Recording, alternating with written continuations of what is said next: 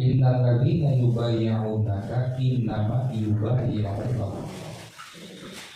Sesungguhnya mereka yang mengambil talqin kepada engkau Muhammad. Siapa sesudah Muhammad Rasulullah SAW? Sahabat-sahabatnya yang 4, Sadatina Abi Bakri, wa Umar, Utsman, wa Ali. Siapa lagi sesudahnya? Sayyiduna Hasan dan Husain, cucu Nabi. Siapa lagi? Ahmad Baqir. Siapa lagi? Ja'far Shadiq. Siapa lagi? Musa Al-Kazim. Sampai ke nomor 19 Syekh Abdul Qadir Al-Jailani. Terus sampai ke nomor 37 Hadrat Syekh Ahmad Shadiqul Wafat. Jadi sesungguhnya mereka yang mengambil talqin kepada Abah, talqin itu mengambil janji setia. Janji setia mengamalkan dan melestarikan. Hakikatnya kepada Allah, bukan kepada apa, hakikatnya kepada Allah. Kenapa Abah itu hujjatullah, sebagai hujahnya Allah, sebagai khalifahnya Allah. Yadullah fauqa aydihim, tangan Allah di atas tangan mereka. Ketika bapak ibu mengambil talqin kepada Abah Anom, hakikatnya mengambil talqinnya kepada Allah. Karena Abah, Tuan Syekh sampai ke Rasulullah itu adalah Khalifatullah, pengganti Allah, duta Allah di bumi. Hujjatullah sebagai pembela. Hujjah itu pembela Allah, penegak Allah di bumi. Karena Abah itu hujjatullah, khalifatullah, maka tangan Allah di atas tangan mereka. Rasulullah, sahabat, tabi'in sampai ke awal itu tangan mereka. Tangan mereka.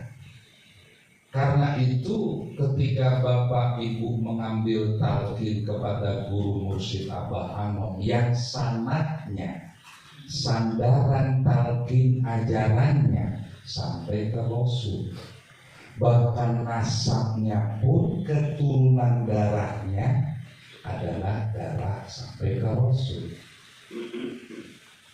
maka ruh bapak dan ibu ada dalam genggaman Abah. Ada dalam apa? Genggaman beliau. Bukan fisiknya Abah, bukan raganya Abah, tapi nurullah, cahaya Allah yang Allah sudah sematkan kepada Abah. Saya pun menyaksikan ketika Abah sedang moyang menjemur di depan Baitul Mal, dulu menjemur di sana. Itu Abah Anom nggak ada bayangan, nggak ada, karena dia bukan ada manusia kan semua ada bayangan. Abah pun ada bayangan, saya menyaksikan langsung, dan itu terbukti bahwa dia nurullah. Ketika jasadnya wafat, kan jasadnya, hakikat manusia kan bukan fisiknya. Ikhwan-ikhwan kita yang sudah meninggal, ya, Samsul Bali, Batubara, semua itu jasadnya, ruhnya tetap ada, ya nggak mati. Karena hakikat manusia itu bukan fisiknya, bukan jasadnya, tapi ruh. Yang kembali kepada Allah itu ruh. Yang hidup itu ruh, yang wafat jasad. Maka semua yang mendapatkan talqin itu ada dalam genggaman Abah, karena fungsi mursyid menyambungkan ruh yang putus ketika dia lahir. Ketika manusia lahir ke alam dunia, ruhnya putus dengan ruh Nabi. Jadi semua manusia yang lahir ini yakin piatu ruhnya. Sekalipun dia hafal Quran, sekalipun dia hafal sunnah, hafal semua kitab, tapi ruhnya belum tersambung dengan ruh Nabi, gak akan pernah sampai dia kepada Allah. Nabi masih hidup itu mentalkin sahabat-sahabatnya mentalkin. Padahal sudah ketemu Nabi, berhadapan dengan Nabi mentalkinkan, mengajarkan Nabi. Itu membuktikan bahwa talqin itu menyambungkan roh yang putus. Maka Syekh Abdul Qadir Al-Jailani di dalam tafsirnya Al-Jailani beliau mengatakan yang disebut yatim dalam surat Al-Duha itu adalah bila irsyadi wala mursyid, tidak ada petunjuk dan gak menemukan guru mursyid. Maka semuanya ada dalam genggaman dia. Itulah yang dimaksud diberi buku catatan. Yang bahagia, yang celaka sudah di tangan. Nah, ini yang dimaksud berguru kepada, berarti mengambil tahu. Faman nakara fa innama yanqutu ala nafsi. Siapa yang melanggar janjinya, siapa, kalau dalam maklumat, barang siapa yang menambah, mengurangi, merekayasa amalia yang Abah berikan, Abah tidak bertanggung jawab. Apalagi lepas dari Abah, ini bahaya. Wa man awfa bima ahada alaihi Allah fasayutihi ajran. Siapa yang memenuhi janjinya, benar-benar mengamalkan, melestarikan amalia itu sendiri, tidak ada tambah. Awfa, sahibul wafa, yang memiliki kesetiaan. Jadi ikhwan yang awfa, memenuhi janjinya, tidak berkhianat. Jikir jahar, jikir kofinya, khotamannya, manakibannya, udah ikut Suryalaya. Apa sih yang membedakan manakib Suryalaya dengan manakib lain? Suryalaya ada tanbihnya, kalau manakib lain tidak ada tanbih. Itunya semua sama, baca Qurannya, ya, angkobah, tawasul. Nah, siapa yang memenuhi janjinya, tidak berkhianat, maka tadi saya bilang Pak Haji Ana ini mulia dan aku, bukan beliaunya, karena beliau pemangku hajat manakib. Bapak, ibu, ikhwan, mau wakil talqin, mau mubalik, semuanya ikhwan. Ikhwan, sebutan ikhwan kan Quran menyebut wa'tasimu bihablillahi jami'an wa la tafarraqu. Berpegang teguhlah rame-rame semuanya kepada agama Allah. Berpegang teguh kepada guru mursyid, itu maksudnya. Berpegang teguh kepada guru jami'an, total. Kalau Ka'bah itu total, termasuk keluarga apa, termasuk aset-aset apa, LDTDN, Ibu Bella, TNPS. Jangan dipilah-pilah, saya udah DKM aja, LD nggak mau, jangan. Total. Maklumatnya, ya, semua. Itu namanya aufa. Apa yang sudah Allah janjikan. Apa balasan fayar sayuti al-jarom awim, akan dikaruniakan balasan yang agung. Bukan yang banyak, balasan yang agung itu lahir batin. Jadi jangan kita lihat balasan itu sisi lahirnya saja. Sisi lahirnya aja, sisi batinnya enggak. Sisi lahirnya ya materi, badan kita, ya. Sisi batin ketenangan, kedamaian. Oh saya nggak kaya-kaya, Sehat nggak? Sehat. Termasuk rumah sakit, keluar duit. Jadi ada sisi batinnya, itu auzim. Yang kedua, barang siapa yang berguru dan mahabbah. Nah, itu mahabbah yang kedua. Bahasanya kan, mahabbah itu apa? Cinta. Cinta itu di atas rahmat. Baik. Di dalam kitab disebutkan bahwa mahabbah itu di atasnya rahmat. Ibu bapak bisa dibayangin, Allah berfirman, aku memiliki 100 rahmat. Bukan berarti pas, bagi Allah nggak ada jumlah tertentu. Hanya 1 rahmat aku tebarkan ke jagat ini. 1 rahmat 99 ditahan. 1 rahmat itu nggak akan habis tuh rahmat kasih saya Allah. Berarti kan luar biasa rahmat Allah. Fabima rahmatin lintahu, karena rahmat Allah engkau Muhammad berlaku lembut kepada mereka. Sekiranya bukan rahmat Allah, engkau akan bersikap kasar dan bertutur kata yang kasar. Jadi rahmat Allah begitu luas dan agung. Ada yang lebih tinggi dari rahmat. Mahabbah. Kalau mahabbah itu lebih tinggi daripada rahmat. Karena kalau rahmat itu umum, kafir aja dapat, muslim dapat, binatang dapat, hewan dapat, no. Tapi kalau mahabbah, benar-benar kecintaan kepada guru. Kalau kecintaan kepada guru, udah totalitas abah, bukan ingin jadi abah, ikuti apa dari abah. Karena beliaulah yang tersambung kepada Rasul.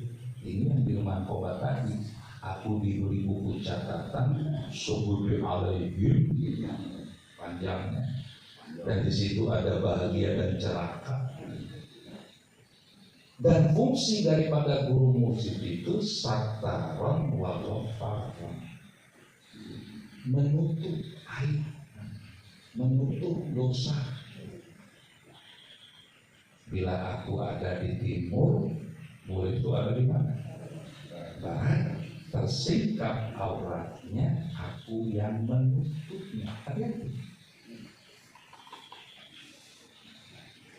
Kesolehan bapak dan ibu, juga saya yang ngomong, itu guru yang lagi nutup keburukan kita. Jadi keburukan kita, aib kita itu ditutup sama guru, sehingga yang nampak soleh. Tapi ketika nggak bersandar lagi kepada abah, mengaku dirinya mursyid, berarti berkhianat. Atau berpindah kemursyidan kepada yang lain, lepas. Kalau lepas berarti ditutup lagi.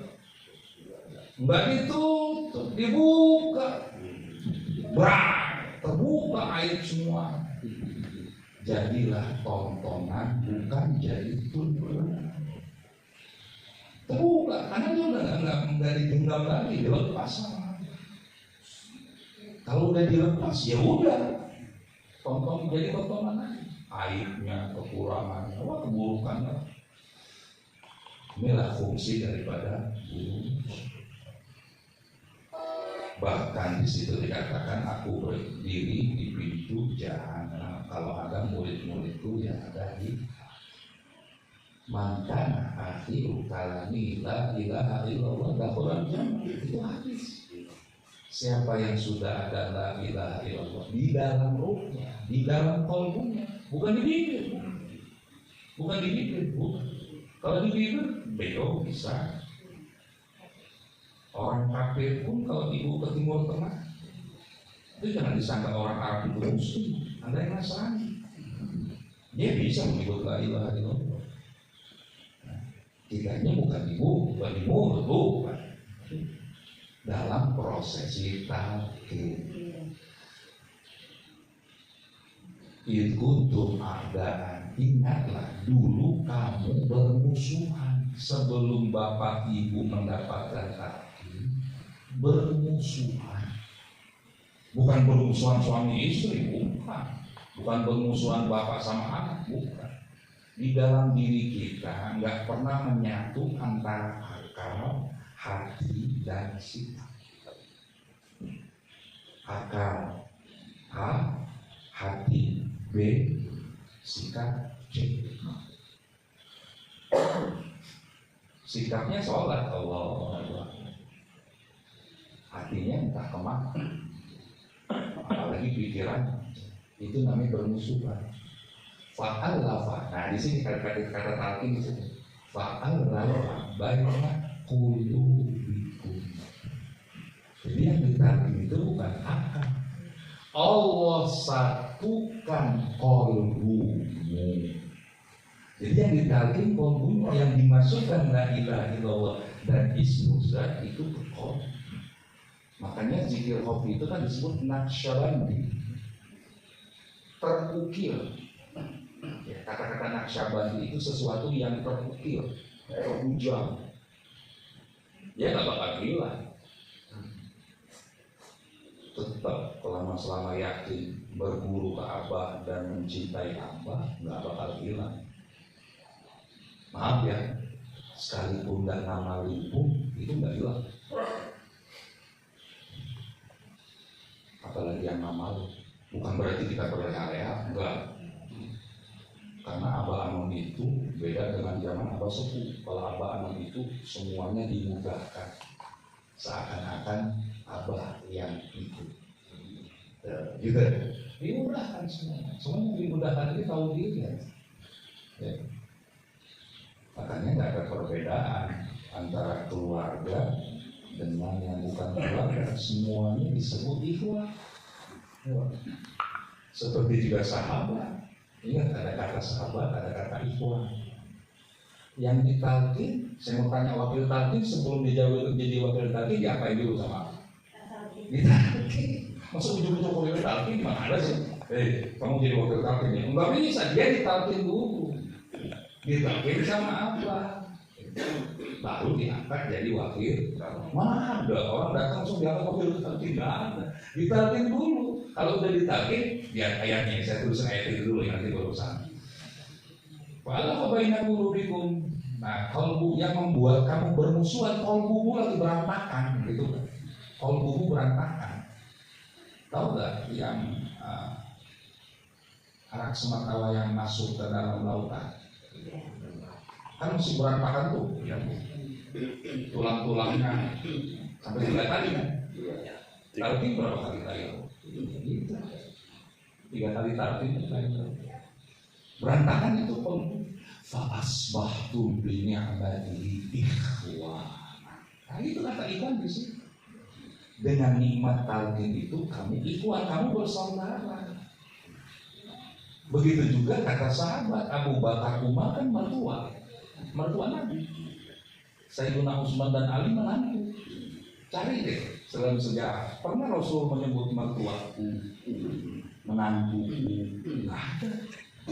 Nih ada keterangan. Ana madinatul ilmi wa babuhu ali. Itu ada keterangan. Aku kotanya ilmu, lautan ilmu, pintunya Ali. Nabi sebut mantu. Sayyidina Utsman disebut Zunnurain karena anak Nabi yang satu Ruqayyah dan Ummu Kalsum, begitu Ruqayyah meninggal, istilahnya turun ranjang. Dinikahi itu adiknya, maka dia disebut Zunnurain yang memiliki 2 cahaya. Berarti tidak disebut mantu. Sahabat itu adalah kedekatan yang akar. Berarti persaudaraan atau ikhwan itu bukan diikat dengan kerabat hubungan darah. Bukan. Apalagi suku, apalagi bangsa. Jadi kekerabatan, persaudaraan ikhwan itu diikat dengan apa? Iman. Bukan diikat dengan hubungan darah. Abu Lahab itu pamannya Nabi loh, ada hubungan darah? Ada. Beda, lepas. Abu Jahal juga sama. Pohon dan buah buah jatuh nggak jauh dari pohonnya gitu ya. Nabi Nuh anak kandungnya durhaka. Apa buah jatuh nggak jauh dari pohonnya? Jangan dipakai itu istilah ini. Nabi Nuh anaknya durhaka. Jadi jangan dianggap remeh kata ikhwan. Saya yang memuliakan bapak dan ibu bukan karena bapak, bukan karena bapak ibu ikhwan itu saya muliakan, saya agungkan. Ikhwannya bener lagi, bener kan bersyarat kepada abah. Kalau ikhwan bersyarat kepada yang palsu, ya saya juga nggak mau muliakan kamu. Gitu ya. Jadi jangan sembarangan. Karena itu guru itu menutup aib. Makanya manusia ada gurunya, jin ada gurunya, malaikat ada gurunya. Aku guru dari semuanya. Tahu nggak maksudnya? Kenapa disebut kata abah? Abah bahasa Sundanya apa? Abah bahasa Sundanya apa? Kalau kakek. Kok Umi manggilnya abah? Kan suaminya. Kok anak manggilnya abah? Kok mantu manggil anak? Semua manggil abah, semua manggil abah. Almarhum Haji dulu Ikhwan manggil dia abah, marah. Apa kata Haji dulu? Abah cuma satu yang di madrasah, ini bukan abah. Itulah yang dimaksud guru. Guru semuanya, guru istrinya, guru anaknya, guru mantunya, guru ikhwan. Berarti abah guru semuanya, bukan guru keluarga, bukan eksklusif aku ini keluarga abah, gak bisa. Abah itu milik semuanya. Itu arti kata abah. Itulah dulu pertama kali saya disuruh berceramah di hadapan keluarga Abah Anom waktu ulang tahunnya Haji Didin dengan mama yang kan kembar. Bingung bu, mau ceramah apa? Depan umi, depan. Oh, ceramahnya tentang Abah aja. Kenapa menyebut kata guru dari sini? Jangan lepas. Bergantung itu disebut wa'tasimu bihablillah. Ketika kita lepas, nah hikmah itu harus lahir batin, nggak boleh setengah. Lahir ibu hikmah, batin itu juga hikmah. Total. Kalau setengah-setengah ya nggak dapat karomah. Nah kalau orang sudah dapat karomah, nggak bisa akal, nggak bisa pakai akal, susah, sulit. Emang dulu sebelum ikhwan maghrib sampai isya bisa kuat sampai ke isya. Saya mau tanya. Kalau Kak Haji ada iya. Mandi malam. Saya yakin saya juga sama kan. Baca lagi loh, tahlilan mentok-mentok tahlil.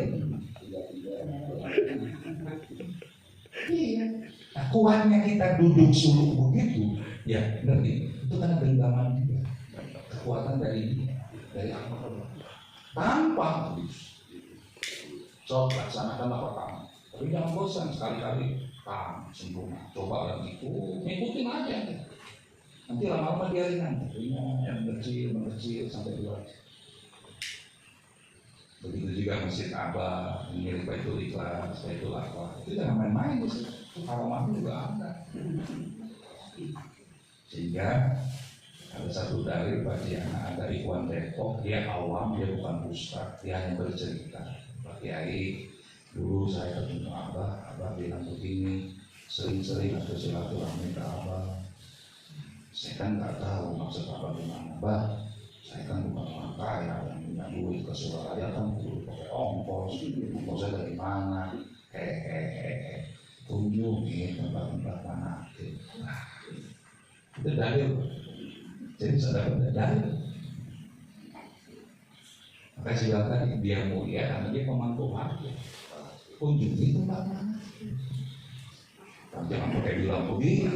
Kalau gitu mana tuh sebuah apa berpecah-pecah, naon sih ya. Tahu matahari nggak? Matahari tahu? Ada berapa matahari? Cahayanya? Ya udah itu aja, susah-susah banget. Cahayanya mau kemana-mana. Ada nggak yang nggak kena matahari? Ada. Yang nutup pintu, rapot-rapot, pakai sarung, yang nggak mau lagi mencari kebenaran dari mereka. Apa aja dengan cara nggak dapat dengan Allah. Maka ketika hadir manakib bukan karena bukan karena ibu hadir manakib bukan karena Ustaz Tauras, jangan, nggak boleh. Udah manakib aja. Bukan karena ada, enggak, udah manakib aja, nilai manakib aja kemarin. Jadi jangan ada niatnya. Oh, gara-gara Ustaz ini saya hadir. Jangan, nanti manakibnya sia-sia. Hadir manakib karena ibu bapak sebagai ikhwan. Karena sebagai ikhwan berkewajiban BKE. Zikir, otaman, manakib. Itulah fungsi dari itu. Bahkan saat sakarat pun tidak ada sakarat.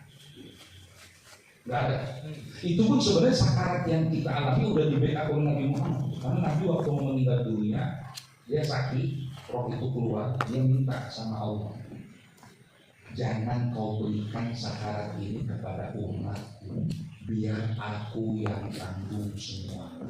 Allah SWT. Dan diterima oleh. Jadi semua sakarat umat Muhammad ini udah ditanggung oleh Nabi Muhammad. Datanglah guru musik. Hadir waktu sakarat itu hadir. Sehingga kelembutan yang ada, kan ada mati yang dijemput, ada mati yang dicabut. Ya kan? Kalau mati yang dijemput dan cabut, wanazi'ati gharqa wanasyitati nashra. Nazar itu dicabut dengan wanasyitat lembut. Dalilnya innalladzina qalu rabbuna Allahu tsumma istaqamu, orang yang istiqomah. Betul. La takhafu, jangan takut, jangan sedih. Saat sekarang. Kedua, di alam barzakh begitu juga sama. Di alam barzakh seperti itu juga. Terlalu panjang saya bicara, banyak saksi-saksi lah. Ketika salah satu istri wakil tampil meninggal, dia protes ke Abah, bla bla bla meninggal. Di sana ada Ki Anta yang udah 3 hari, Abah bilang jangan kubur. Kalau guru bilang begitu, mau bilang dari kubur. Nangis protes ke Abah. Terus sana lihat Ki Anta. Itu dibuktikan. Oh, dia bangun kembali. Dia bangun, Ki Anta bangun. Diceritakan lah semua yang meninggal dunia ini pada muda semua. Jadi yang udah meninggal dikumpulin kayak begini juga, muda semua. Bukan tua, nggak ada yang tua muda. Belum alam akhirat, belum surga, belum barzakh. Kan belum ada surga, masih kosong. Terus dia minta izin mau pamit dulu, nggak ada apa-apa.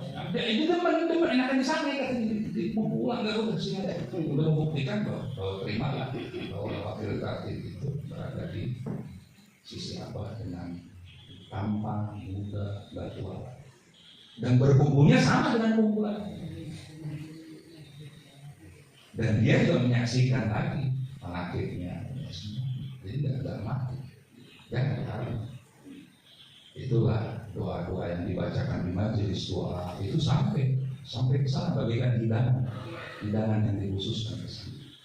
Itu aja bermanfaat buat kitanya, kita amalkan lestarikan, nurutin apa kata guru sehingga kita nanti diaku menjadi murid. Assalamualaikum warahmatullahi wabarakatuh.